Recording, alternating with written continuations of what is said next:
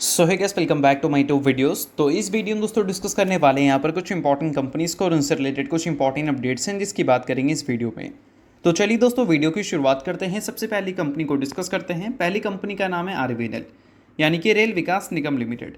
But इसको discuss करने से पहले दोस्तों, अगर आपने अभी तक चैनल को सब्सक्राइब नहीं किया है तो चैनल को सब्सक्राइब करके बेल आइकन को प्रेस कर लो और टेलीग्राम चैनल को भी ज्वाइन कर लो, जिसका लिंक आपको डिस्क्रिप्शन में देखने को मिल जाएगा। और दोस्तों एक छोटा सा डिस्क्लेमर भी रहेगा, जितनी भी कंपनी से रिलेटेड न्यूज़ एंड अपडेट्स हम लोग कवर करेंगे वो सारी न्यूज़ एंड अपडेट्स सिर्फ और सिर्फ एजुकेशन पर्पस के लिए, सीखने के लिए है। तो इसको किसी भी तरह का इन्वेस्टमेंट एडवाइस मत समझना, आप खुद से रिसर्च और एनालिसिस भी कर सकते हैं। तो चलिए दोस्तों वीडियो की शुरुआत करते हैं। सबसे पहले बात करते हैं आरवीएनएल से रिलेटेड कुछ इंपॉर्टेंट न्यूज़ एंड अपडेट्स के बारे में। सो दोस्तों अगर आज के दिन की बात करें तो आरवीएनएल आपको काफ़ी ज़्यादा फोकस में देखने को मिल रहा था। अब फोकस में रहने का सबसे बड़ा रीज़न है, कल के दिन कंपनी से रिलेटेड एक न्यूज़ हमें सुनने को मिल रही थी। न्यूज़ दोस्तों डीएमआरसी की तरफ से आया था, यानी कि Delhi metro rail corporation limited की तरफ से। और इसके बदले बोल सकते हैं आरवीएनएल को एक लेटर ऑफ अवार्ड यानी कि एलओए मिला था, और उसके बदले इनको मिला था एक कॉन्ट्रैक्ट बोल सकते हैं एमआरटीसी फेज़ 4 के लिए, जिसका जो टोटल साइज़ है वो 447 करोड़ रुपए का है। यानी कि एक अच्छा खासा कॉन्ट्रैक्ट आरवीएनएल को मिला है, ऐसा हम बोल सकते हैं। और ये बिजनेस पर्पज से देखा जाए तो अच्छी न्यूज़ है, क्योंकि रेलवे सेक्टर से नहीं, मेट्रो सेक्टर से ये कंपनी को न्यूज़ सुनने को मिली है। मेट्रो भी एक तरह से देखा जाए तो रेलवे सेक्टर का ही पार्ट है, बट हाँ, रेलवे का जो बोल सकते हैं काम है और मेट्रो का जो काम है वो टोटली डिफरेंट है, ऐसा हम बोल सकते हैं। तो इस वजह से हम बोल सकते हैं कि ये न्यूज़ अच्छी है। और 2023 के फाइनेंशियल ईयर का एक डेटा देख सकते हैं आप। कंपनी का जो टोटल रेवेन्यू पहले नॉन मेट्रो डिवीजन से आता था वो टोटल रेवेन्यू का 86% था 2020 के फाइनेंशियल ईयर तक, जो कि आप यहाँ पर मेंशन देख सकते हैं। बट वही जो नंबर है 23 के फाइनेंशियल ईयर में 83% हो गया।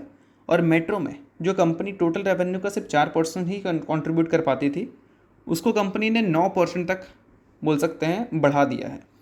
और इसका मतलब ये क्लियर कट हम मान सकते हैं कि अगर रेलवे सेक्टर की बात करें तो वहाँ पर कंपनी पूरी तरह से डिपेंडेंट ना रहकर दूसरे सेक्टर पर भी अपने आप को एक्सपैंड कर रही है। और ये इस कंपनी की तरफ से भी सुनने को मिला था हमें। और साथ में ये भी सुनने को मिला था कि अगर हम बात करें कंपनी के टोटल रेवेन्यू का, तो आने वाले सालों में कंपनी इंडिया के अलावा इंडिया के बाहर से भी एक अच्छा कंट्रीब्यूट बोल सकते हैं रेवेन्यू दिखा सकती है। और पिछले एक साल में आपको मिडिल ईस्ट से कई सारे ऑर्डर्स की भी न्यूज़ सुनने को मिला था। अगर हम आरवीएनएल के बिज़नेस के हिसाब से हम बात करें तो कहीं ना कहीं अगर हम बिज़नेस इनिशिएटिव के हिसाब से देखें तो कंपनी लगातार एक्सपैंड कर रही है, चाहे हम इंडिया की बात करें या फिर इंडिया के बाहर की। बट सबसे बड़ी प्रॉब्लम यह है कि कंपनी के जो एग्जीक्यूशन है वो काफ़ी डिसअपॉइंटिंग है। अब यही 447 करोड़ का जो कंपनी को कॉन्ट्रैक्ट मिला है, इसके एग्जीक्यूशन के टाइमलाइन आप देख सकते हैं 36 महीनों का है, यानी कि बोल सकते हैं 3 साल का है। तो 3 साल का टाइमलाइन कंपनी को यहाँ पर लग रहा है। उसके अलावा जो कंपनी को पहले ऑर्डर मिले हैं उसका भी अगर 3 साल ही एवरेज मानकर चलें तो अभी तक कंपनी ने बिल्कुल भी कुछ खास अच्छा ग्रोथ हमें दिखाया नहीं है, जितना कंपनी का ऑर्डर बुक का साइज़ है उसके हिसाब से अगर हम देखें तो एग्जीक्यूशन को अगर कंपनी बेटर कर ले तो उस केस में कंपनी को ऑर्डर मिलेगा, तो कंपनी के नंबर्स में भी उसका असर देखने को मिलेगा, जो कि अब तक हमें देखने को मिला नहीं है। और कंपनी के गाइडेंस भी हमें नंबर्स को लेकर कुछ ब्राइट देखने को मिलते भी नहीं हैं। तो इन सारी चीज़ों को अगर सुधार लेती है ये कंपनी तो फाइनेंशियली इसके लिए काफ़ी ज़्यादा अच्छी बात होगी। बाकी मैं कोई रिकमेंडेशन तो आपको दे नहीं रहा हूँ, सभी चीज़ें सिर्फ और सिर्फ सीखने के लिए हैं। तो अब दोस्तों वीडियो में आगे बढ़ने से पहले बात कर लेते हैं एक टेलीग्राम चैनल के बारे में, जो कि सेबी रजिस्टर्ड टेलीग्राम चैनल है, जिसका नाम है ट्रेडर पाजी। इनका रजिस्ट्रेशन नंबर आप यहाँ पर नोट कर सकते हैं। 8 साल से भी ज़्यादा का एक्सपीरियंस है इनको ऑप्शन एंड स्विंग ट्रेडिंग में, और 3000 से भी ज़्यादा लोगों को ये ट्रेन कर चुके हैं जो कि ऑप्शन एंड स्विंग ट्रेडिंग में ही है। तो इनके टेलीग्राम चैनल का लिंक आपको डिस्क्रिप्शन में देखने को मिलेगा, जिसको चाहो तो आप ज्वाइन कर सकते हो। अब ज्वाइन करने का सबसे बड़ा बेनिफिट क्या है, तो सबसे बड़ा बेनिफिट ये है कि सेबी रजिस्टर्ड टेलीग्राम चैनल है। तो सेबी रजिस्टर्ड रिसर्च एनालिस्ट के द्वारा जितने भी रिसर्च होते हैं कंपनी से रिलेटेड वो आपको यहाँ पर बिल्कुल फ्री ऑफ कॉस्ट देखने को मिलते हैं। काफ़ी सारी कंपनी के चार्ट्स को अच्छी तरह से रिसर्च कर आपको अपडेट होता हुआ देखने को मिलेगा यहाँ पर बिल्कुल फ्री ऑफ कॉस्ट। और इनके साथ आपको काफ़ी सारे कॉल्स वगैरह भी देखने को मिलते हैं जो कि बिल्कुल फ्री ऑफ कॉस्ट रहता है। तो ये सारी चीज़ों का अगर आप बेनिफिट लेना चाहते हैं तो लिंक आपको डिस्क्रिप्शन में दिख जाएगा, लिंक के थ्रू जाकर चैनल को ज्वाइन कर लो।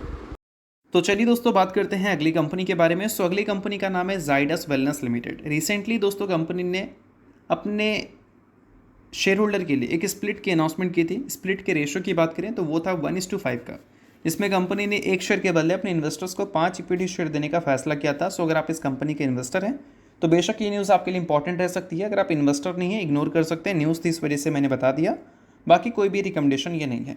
तो चलिए इसके अलावा बात करते हैं अब अगली कंपनी के बारे में, जिसका नाम है दोस्तों केपीआई ग्रीन एनर्जी लिमिटेड। अब दोस्तों केपीआई ग्रीन एनर्जी की बात करें तो आज के दिन ये भी कंपनी आपको काफ़ी ज़्यादा फोकस में रहती हुई दिख रही थी। फोकस में रहने का इसका भी एक रीज़न है, और वो रीज़न दोस्तों ये है कि इस कंपनी को मिल चुका है एक ऑर्डर मिला है दोस्तों विंड पावर प्रोजेक्ट से रिलेटेड, और 150 मेगावाट का ऑर्डर का साइज़ है, ऐसा हम बोल सकते हैं। GUVNL की तरफ से कंपनी को ऑर्डर मिला है, जिसके लिए कंपनी को रिसीव हुआ है LOI यानी कि लेटर ऑफ इंटेंट। अब दोस्तों इस चीज़ को आप थोड़ा सा डिटेल में भी चाहो तो रीड डाउन कर सकते हो। आप यहाँ पर मेंशन देख सकते हैं, गुजरात ऊर्जा विकास निगम लिमिटेड जो है उससे कंपनी को पहले भी काफ़ी सारे ऑर्डर्स मिले हैं, और वंस अगेन उनसे ही कंपनी को फिर से एक डेवलपमेंट का ऑर्डर मिला है 150 megawatt grid connected wind power project का। तो ओवरऑल अगर हम बिज़नेस के हिसाब से देखें तो ये ऑर्डर की न्यूज़ एक तरह से अच्छी न्यूज़ है, अगर हम बिज़नेस के हिसाब से बात करें तो। अब देखा जाए तो कंपनी के जो टोटल ऑर्डर बुक का साइज़ है वो भी काफ़ी सही है। अगर 2025 के स्टार्टिंग की बात करें तो कंपनी का जो टोटल साइज़ था ऑर्डर बुक का वो हमें 2869 मेगावाट का देखने को मिल रहा था। इसमें 1271 मेगावाट IPP सेगमेंट से आ रहे थे और 1598 मेगावाट CPP सेगमेंट से आते हुए दिख रहे थे।